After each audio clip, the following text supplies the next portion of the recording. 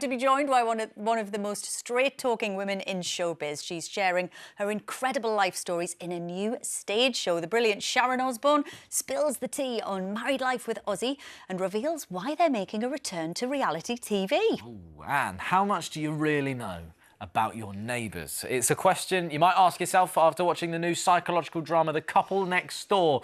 We're going to be joined by its stars Eleanor, Tomlinson and Alfred, Enoch, as they tell us why it's bound to have you on the edge of your seat. Oh, it's gripping. Right, let's say hello to our first guest tonight, who never shies away from saying what she thinks. It's the one and only Sharon Osbourne. Yes. Welcome.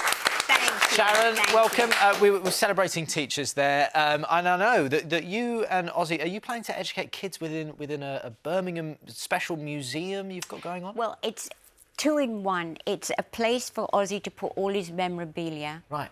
And which, I mean, 60 years of memorabilia, awards, old stage clothes, the whole nine yards. Yeah. And then we're going to attach music school to it. So amazing. Kids that want to learn any instrument at all. Yeah. And it'll all be there for them, and then we're going to get all of Ozzy's mates to come in, professional musicians to come in and actually teach the kids. Oh, wow. Well, his friends, I imagine he's got quite the Rolodex. Quite a few, yeah. That's like School of Rock all over again. Yeah, exactly. Yeah, it will be. Yeah. That's exactly what it is. And also to be able to teach kids not only music on computers, but you can actually play it yourself. Mm. Yeah. So it gives them a chance, and it's all free. Beautiful. Oh, that's great. Well, Sharon, you've had an incredible career, and you are now sharing your stories from work and life on a new stage show. What exactly can people expect from it? A lot of funny stories, incredible stories, people who I've met and different experiences through my life. And, you know, I've been doing this for so long now. And also a lot of, you know, ups and downs in a marriage and just general life stuff that we all go through. Mm. But I think it's, everybody's interested in the way everybody else lives, don't you think? Yeah, definitely. Yeah, you know, I'd much rather read a biography on someone than a book on fiction. I like it to be real. You want it to be real. Well, one of the things as well is audience participation.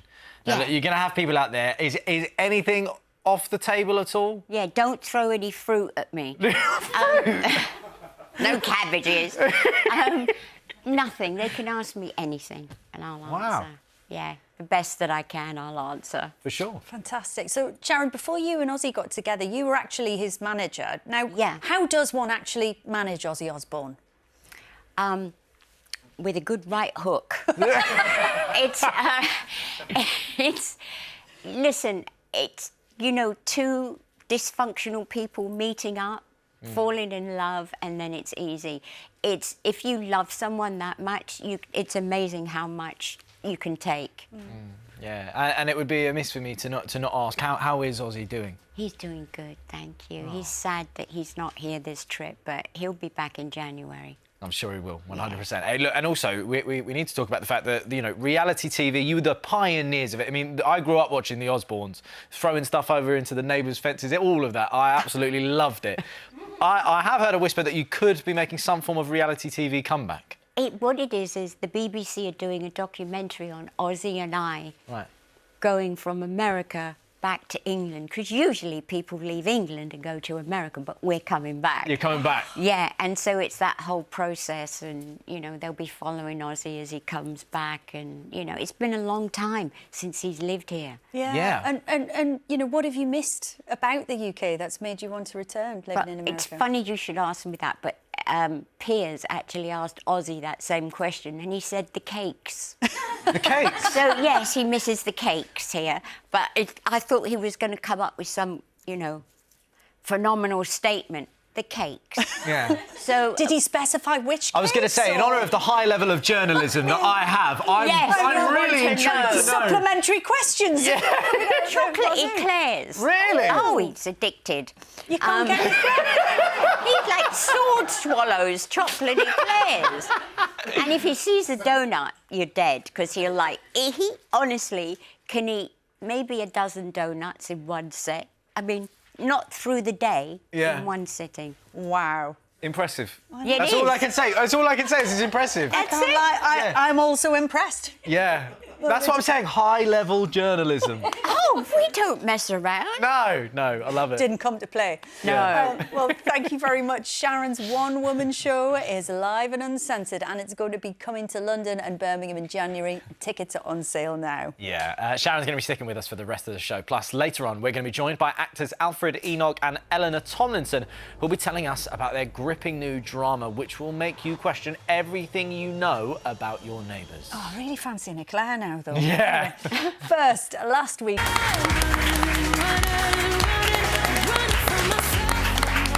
Go on, Bert. Hey, I know. It's OK. Hiya, Sharon. It's OK. Darling, it's good to see you. Oh, Bernard, welcome. it's so nice to see you just casually walking. I like that. I mean, the first question, how's the legs? So, the Achilles is gone on the right ankle. Oh. Knees are aching. Left hip's gone. But do you know what? It's the fact that we raised as a collective. I mean, the Radio 2 audience, £6 million. I mean, that deserves an applause, doesn't it? That's incredible. It's unbelievable. I know. What? Has it sunk in? Slowly it does.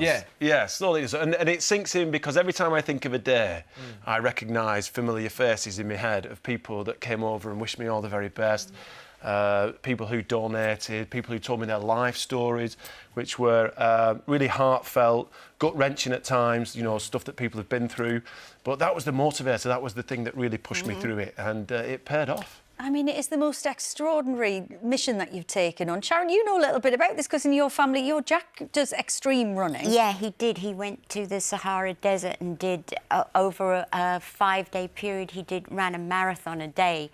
And it was just like, I mean, he lost toenails. Oh, that's and coming, yeah. everything. Yeah. Yeah, and they would have, like, every so often there'd be stations where you'd have to go and be rehydrated again because you just dehydrate all the time. Yeah. I mean, it's not something that I would jump to sign up to, but you did so incredible, mate. Honestly, you should be so proud. million. And It's mad, isn't it? there was so much support, as I know you saw. Just reading through some of those messages, how emotional did you get? Very. Very, Yeah. very, very emotional because you're completely depleted. You've got no energy left. You're running on your jackal, like little bits of porridge, some kind of carbohydrate, little bit of fruit. You've got to stay hydrated, get the electrolytes in. So there's nothing in the tank. And then people were coming up to me and grabbing me and just telling me about all the things that had gone in their lives. You know, family members that had passed from cancer. A lady told me about the baby that she'd just recently lost, and she handed me a guardian angel as a medal, which I'm going to carry with me for the rest of my life because that was such a poignant moment in the run. And me and that lady shared a tear. But it just constantly happened, Yeah. you know, a real outpouring of emotion, and the nation were with us because it was all live on Radio 2 as well, and I think that's Exactly. why once it started, it just went. I mean, just following it on socials and online, it really felt like that. We've had, obviously, lots of questions in from viewers. Liam asks, did it feel extra special coming home to Bolton to finish this epic challenge? It really did. It really did. And thankfully, the first face that I clocked was my mum's. So I was like, yay, we're home. And the stadium had, I think it was like 300 people in there who were all cheering. And it was really that collective, communal love and outpouring of, go on, Vern, that really pushed me through. And, you know, everything was aching, everything was killing me by the Friday. Oh, mate, it was... That's what got me through. 100%. And you mentioned familiar faces there. Obviously, your mum was there. Old school teachers of yours. Yes. Now, there was a really emotional moment, right? Yeah, that's Mr. Barry Lord, my former PE teacher. And, yeah, I loved PE. I loved school. And the reason why I loved school, there's Anne Burns, my she was in my year at school. Mrs. Hampson, my old music teacher there with the glasses. That's Lisa Hughes, who I was at school with as well. And I think I loved school because of the teachers. The teachers made it fun. Yeah. And they made learning easier because I had such a laugh. You know, I might have had a few detentions here and there. Written some Hey, who extra doesn't? lines. Who doesn't? Yeah, exactly. But I loved school, and it was all because of the teachers. They made it fun. And of course, you were joined by James from our challenge squad. He was with you for one of the toughest parts of the challenge. What was it like spending time with him and getting to know him as you have? Oh, what a brave young man. What a really, really centred, brave young man. Lost his dad at 9. Really open to chatting about it and the process that he's gone through, the difficult times he's had. He's obviously been helped by a charity that's been helped and funded by children in need, and it's really kind of pushed him on in his years, and he was going around the group asking them all kinds of questions, making sure that everyone was all right. And I think James, I'll be honest with you, I think James will do all right for himself. He's a good kid. He's a very special young man. It's fair to say, though, Vernon, that you also coined a new catchphrase on your own. No way. Our friends... Yes, way. You're way ahead of us. Our friends at Radio 2 put together a little montage. Let's take a look. No! No way! No way! No way! Oh, no way! No way! Oh, no way! No way! No way! Oh, behave yourself! 600 grand, everyone! And that was only after the first afternoon. But what do you say, Sharon? I mean, you can't say what you'd say. Don't ask me. Sorry, let's rewind that. But it was a shock. Everything, it was the shock of the amount of money that was coming in because we were doing this. Hey, well, look, mate, on behalf of the One Show, congratulations. You deserve all of this, mate. And you've done so great. He's been brilliant. But now it's time to introduce our next guest. One of them is best known for her starring role in Poldark, but you'll also know her from the hit BBC comedy The Outlaws. And the other began his magical acting career at Hogwarts before taking to the courtroom in the hit legal thriller How to Get Away with Murder. It's Eleanor, Tomlinson and Alfred, Enoch. Yay! Guys, we just saw Primary School Teacher of the Year, Eleanor. It'd be remiss if I didn't say it. You play a primary school teacher in the brand new series. You think you're cut out for it? Oh, absolutely not. Not at all. No, I would be a terrible teacher, but I have such admiration for teachers. I mean, I wouldn't have wanted to teach me, so... Oh, I see, OK. Yeah. So, guys, this new drama is called The Couple Next Door. It's a psychological thriller about two people who move to a kind of picture-perfect suburb, but, of course, all is not what it seems. Let's take a little look. How are your neighbours? Hiya. Here's to your new home and to new friends. Cheers.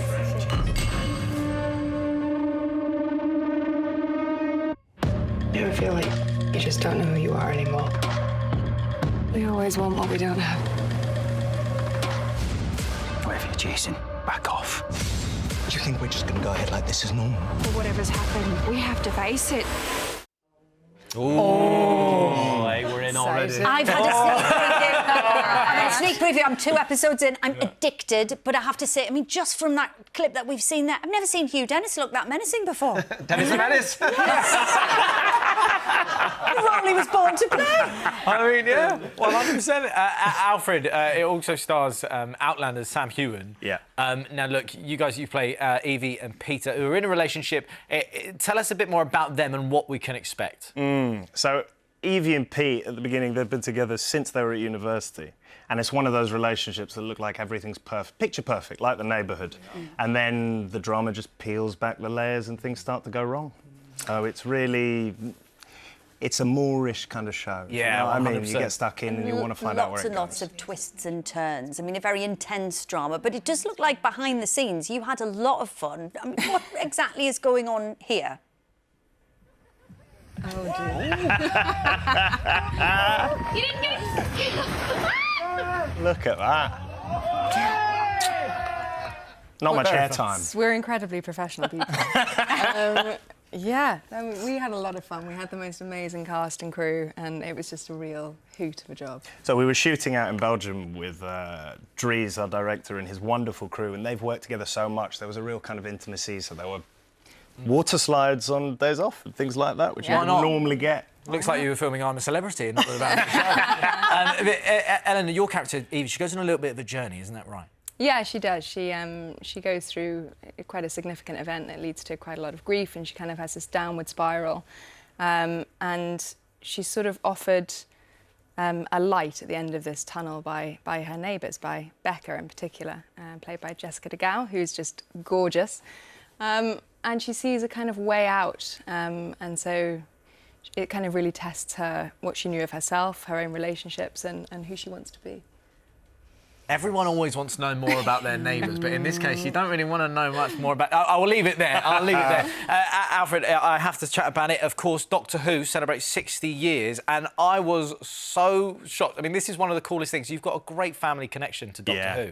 Yeah, my dad was in the very first Doctor Who. He was William Hartnell's... one of William... This is it, there we go. So that's him on the left there? Yeah, that's him on the left. He's 99 now. So was he a companion? Yeah, so he was the Doctor's first companion, because William Hartnell was, you know, an older man at the time. And so they needed some kind of young action man to fight gladiators and, you know, take on Aztec champions and do things like that they were doing the first season. That was my dad. That's fantastic. Oh, fab. Now, but Sharon, you once played yourself in an episode of Doctor Who. And it was very hard. Yeah, it was brilliant. Yeah. Oh, amazing. The only one. I love that we've got so many connections. Yeah, well, look, we've had so many comments come in as well.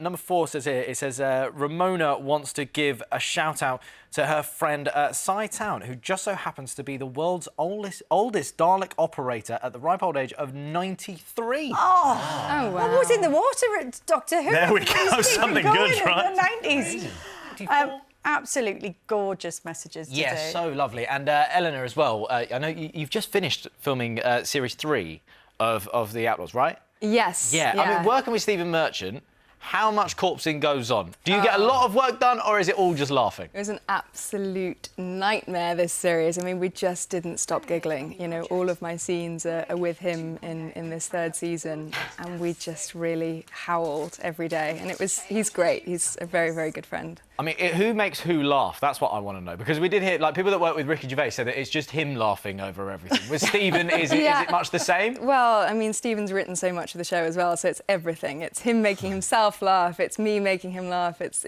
everything. Do you get a crook neck? Because he's a big lad, isn't he? Oh, yeah, absolutely. They just put me in enormous heels, so it's great, yeah. And a big apple box. Yeah, exactly. Yeah. Oh, perfect. Well, look, you can watch The Couple Next Door on Monday at 9 p.m. on Channel 4, with all episodes available online straight after. And, of course, previous series of Poldark and The Outlaws are available now on iPlayer, as is, I love this, The Whoniverse, which has over 800 Doctor Who episodes. Oh, we've got so many gorgeous comments coming on. Christopher, I have to read this one to you, Vernon. You're a star, Vernon. Well done, thank you, buddy. Christopher. Just sums up the messages that we've been getting today. Yeah. That's all we've got time for tonight. Thank you so much to all of our guests. Yeah. I'll be back tomorrow with Alex, when we'll be joined by Jane McDonald, and we've got the first TV interview with Girls Aloud since announcing their reunion tour. Have a fantastic evening. We'll see you later. Good night.